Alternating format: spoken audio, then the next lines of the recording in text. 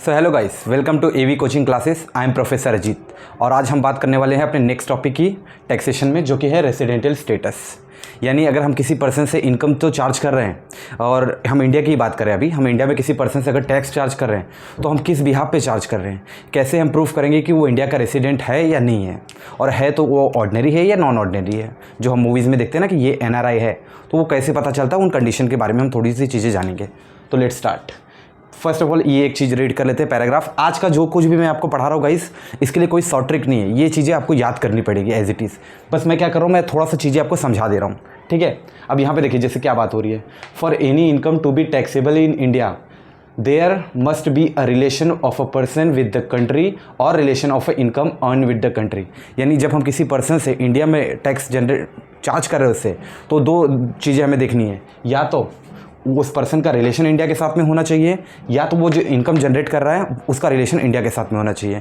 यानी आप यहाँ रहते हो, यहीं कमा रहे हैं, आप टैक्स भरोगे। अगर आप बाहर के भी हो बट आप इनकम यहाँ पे जनरेट कर रहे हो, आप यहाँ पे जॉब करो, यहाँ जनरेट कर रहे हो, तो भी आप रेसिडेंट काउंट होंगे। लेकिन रेसिडेंट की कुछ कंडीशंस हैं। अब ये दो चीज़ें आपने समझ ली। Relation of a person, residential status, जो कि आज हम पढ़ेंगे, उसमें हमें पता चलेगा सेक्शन 6 में।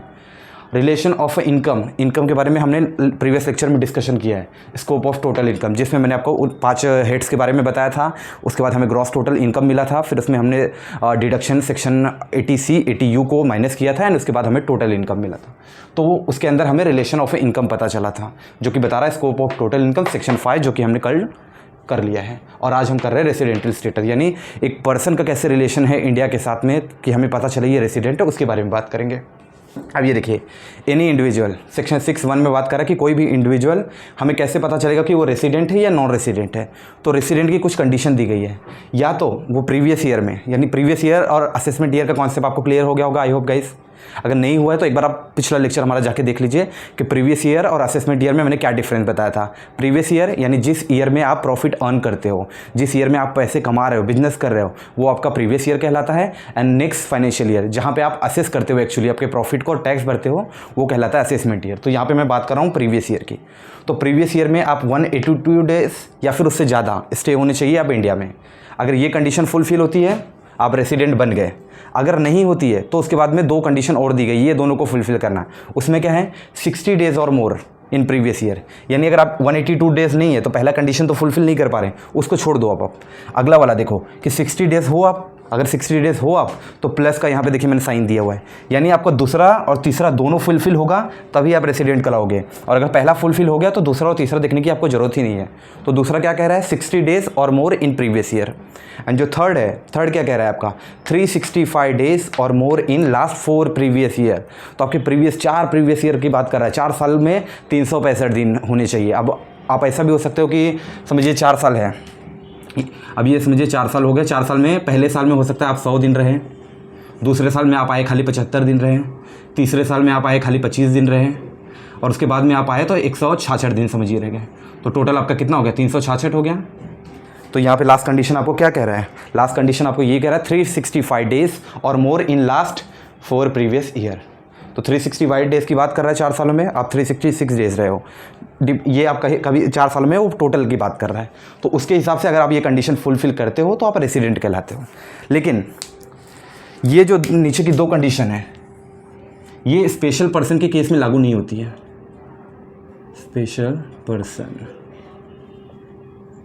स्पेशल पर्सन के केस में ये दोनों चीज़ें लागू नहीं होती, यानी ये दोनों आप फॉलो नहीं करते हो। अब वो स्पेशल पर्सन क्या है वो मैं आपको इस स्लाइड के बाद बताऊंगा। बट अभी आपको समझ में आ गया कि एक इंडिविजुअल को हम रेसिडेंट कैसे है और नॉन रेसिडेंट कैसे है, ये हमें पता चल गया। अब मान लीजिए वो रेसिडेंट है, तो वो रेसिडेंट है तो अभी हमें फर्दर देखना है कि वो रेसिडेंट ऑर्डिनरी रेसिडेंट है या नॉन ऑर्डिनरी रेसिडेंट है। तो अब रेसिडेंट में ऑर्डिनरी रेसिडेंट की कुछ कंडीशन दी हुई है। पहला है resident in at least 2 previous year out of 10 preceding previous year. यानी आपके 10 पिछले साल के 10 प्रीवियस ईयर में से एटलीस्ट जो उसका 2 ईयर है उसमें वो रेसिडेंट होना चाहिए। अब वो 2 साल में कैसे रेसिडेंट होगा, तो रेसिडेंट की कंडीशन यही रहेगी। अगर 1 साल में वो रेसिडेंट है तो उसका हम 1 ईयर मान लेंगे, वैसे ही सेम हमें 1 और ईयर चाहिए होगा। तो टोटल हमें 2 प्रीवियस ईयर में वो रेसिडेंट चाहिए, टोटल 10 ईयर में 10 में से 2 साल होना चाहिए। तो पहली कंडीशन हो गई। एंड इसके अलावा और नहीं लिखा हुआ कि आप पहला कर दो दूसरा नहीं करो, एंड लिखा हुआ, यानी पहला भी होना चाहिए साथ ही साथ दूसरा होना चाहिए। दूसरा क्या बोल रहा है, 730 डेज और मोर stay in last 7 preceding previous year. Last आपका जो 7 साल 7 फाइनेंशियल प्रीवियस ईयर है उसमें एटलीस्ट 730 डेज आप इंडिया में होने चाहिए, तब जाके आप रेसिडेंट, ऑर्डिनरी रेसिडेंट कहलाएंगे। Otherwise you are resident only. तो ये कॉन्सेप्ट आपको समझ गया, ठीक है। अभी मैं बात कर रहा था इंडिविजुअल की, इसमें ना थोड़ा सा मैं इसको रफ कर रहा हूँ गाइस। यहाँ मैं आपको ना थोड़ा सा HUF के बारे में बताना चाहता हूँ।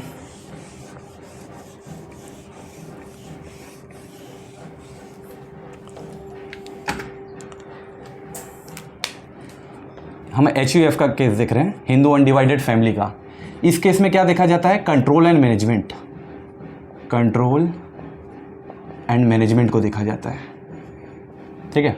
अब कंट्रोल एंड मैनेजमेंट दो टाइप में हो सकते हैं, या तो होली या फिर partly in India, partly in India. या तो दूसरा हो सकता है कि होली आउटसाइड इंडिया, पूरा का पूरा जो है आउटसाइड इंडिया है। तो अगर ये पूरा ही आउटसाइड इंडिया है तब तो ये क्लियर नॉन रेसिडेंट बन गया। बट अगर ये होली पूरा का पूरा या पार्टली इंडिया में ही इसका कंट्रोल एंड मैनेजमेंट है तो ये हमारा क्या कहलाएगा, ये हमारा रेसिडेंट इन इंडिया कहलाएगा, रेसिडेंट हमारा कहलाएगा ये। अब इस केस में हमें कैसे पता चलेगा कि ये ऑर्डिनरी है या नॉन ऑर्डिनरी है, तो HUF का हेड कौन कहे होता है, हिंदू अनडिवाइडेड फैमिली का जो हेड होता है उसे हम क्या कहते हैं, कर्ता कहते हैं। क्या कहते हैं हम उसे कहते हैं कर्ता। तो हमें कंट्रोल एंड मैनेजमेंट से हमें ये पता चल जाएगा कि वो रेसिडेंट है या नॉन रेसिडेंट है। अगर हमें पता चल गया रेसिडेंट है तो जो इसका हेड होता है कर्ता की रिक्वायरमेंट हम यहाँ पे देखेंगे कि कर्ता जो है रेसिडेंट है 2 प्रीवियस ईयर आउट ऑफ 10, अगर वो है उसके साथ में 730 डेज वो लास्ट 7 प्रीवियस ईयर में रह रहा है यहाँ पे, अगर ये दोनों कंडीशन कर्ता फुलफिल करता है तो फिर ये जो आपकी HUF है हिंदू अनडिवाइडेड फैमिली, वो रेसिडेंट ऑर्डिनरी रेसिडेंट में काउंट होगी। तो यानी आपको रेसिडेंट के लिए तो आपको कंट्रोल एंड मैनेजमेंट देखना है, लेकिन अगर आपको ऑर्डिनरी रेसिडेंट देखना है तो आपको उसका हेड यानी कर्ता का आपको रिक्वायरमेंट फुलफिल करना पड़ेगा। ये HUF का केस होता है। और एक मेन इंपॉर्टेंट चीज़ आप एग्जाम पॉइंट ऑफ व्यू से याद रखिएगा, रेसिडेंट, ऑर्डिनरी और ये वाला जो कॉन्सेप्ट है ना, ये सिर्फ 2 ही जगह पर फॉलो होता है, एक इंडिविजुअल पे और या फिर HUF पे। बाकी जो कंपनीज़ हैं, बाकी लोगों पे ये फॉलो नहीं होता, उनके केस में हम खाली रेसिडेंट देखते हैं। मैं थोड़ा सा रफ करके आपको वो चीज़ भी यहीं पे समझा देता हूँ मैं, फिर हम नेक्स्ट स्लाइड पे चलेंगे कि स्पेशल पर्सन क्या होता है, जो कि हमने नीचे देखा।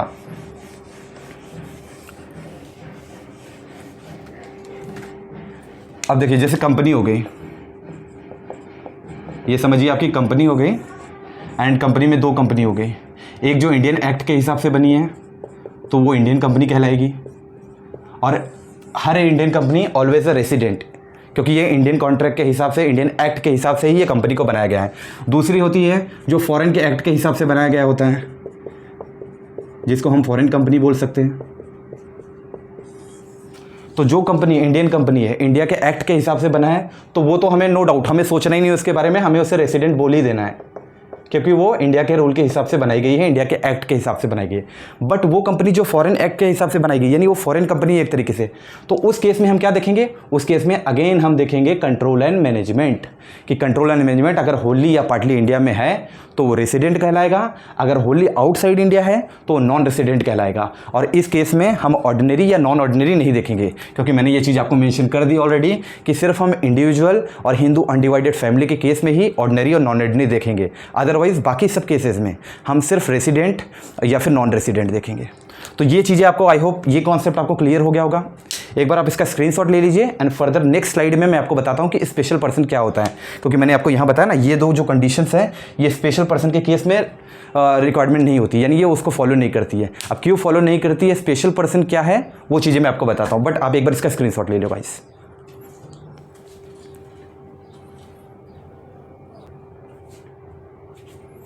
तो चलिए गाइस, आई होप आपने स्क्रीनशॉट ले लिया होगा। अब हम बात करते हैं स्पेशल पर्सन की। तो special person, who is special person, अब इसके बारे में 3 क्राइटेरिया हैं, इन तीनों को पढ़ते हैं, आपको इजीली समझ में आ जाएगा कि स्पेशल पर्सन क्या होता है।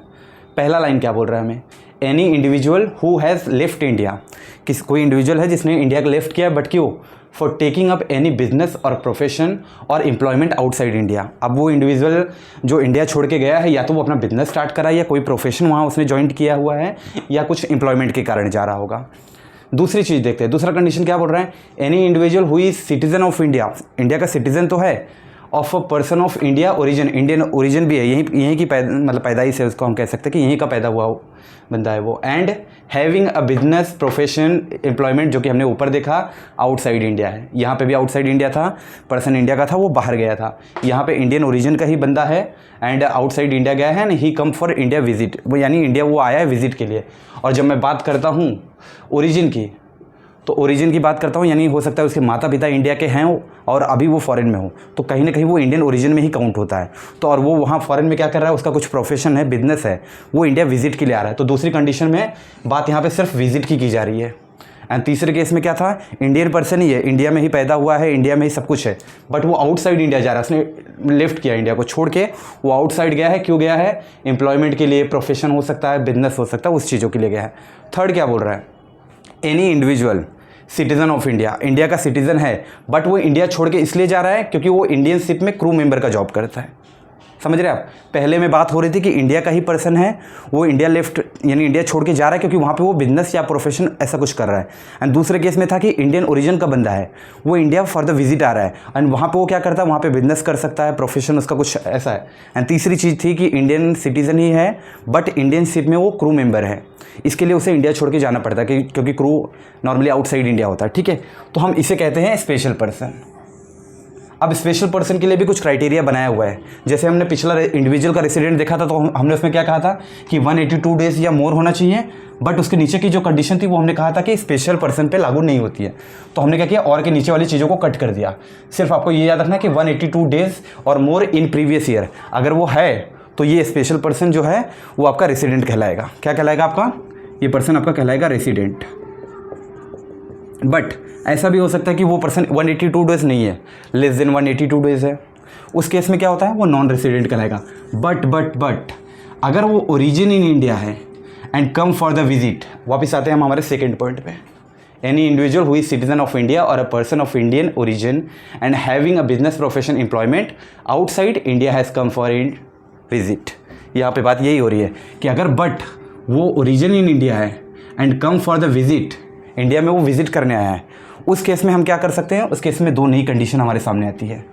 क्या है, 182 डेज और मोर इन प्रीवियस ईयर। अभी तक हम बात कर रहे थे 182 डेज होना चाहिए, बट विजिट इंडिया करने आया है, इंडियन ओरिजिन का पर्सन है, उसके केस में हम बोल रहे हैं कि 182 डेज होना चाहिए प्रीवियस ईयर में, प्लस इसके साथ साथ 365 डेज होना चाहिए लास्ट 4 प्रीवियस ईयर में, लास्ट 4 फाइनेंशियल प्रीवियस ईयर में 365 डेज एटलीस्ट वो इंडिया में स्टे होना चाहिए। एंड करंट में यानी प्रीवियस ईयर में 120 डेज होना चाहिए। 182 डेज नहीं भी है तो भी ये अगर कंडीशन फुलफिल करता है तो भी हम उसे रेसिडेंट कहेंगे, अदरवाइज नॉन रेसिडेंट है। और ये चीज़ें मैंने आपको क्लियर कर दी है। इसके पहले मैंने रेसिडेंट का आपको बता दिया, HUF का मैंने बता दिया, कंपनी के बारे में, आर्टिफिशियल पर्सन के बारे में, स्पेशल पर्सन क्या है उसकी कंडीशन हमने देख ली। स्पेशल पर्सन के लिए जो स्पेशल कैटेगरी रेसिडेंशियल स्टेटस के लिए बनाया गया है वो भी चीज़ें मैंने आपको एक्सप्लेन कर दी। ये एक छोटा सा टॉपिक था जो आपके एग्जाम में इंपॉर्टेंट है, एग्जाम में ये क्वेश्चन यहाँ से आते हैं, तो एक बार आप इसको गो थ्रू कर लीजिए एंड मिलते हैं हम आपको नेक्स्ट लेक्चर में। Thank you, that's it for today guys.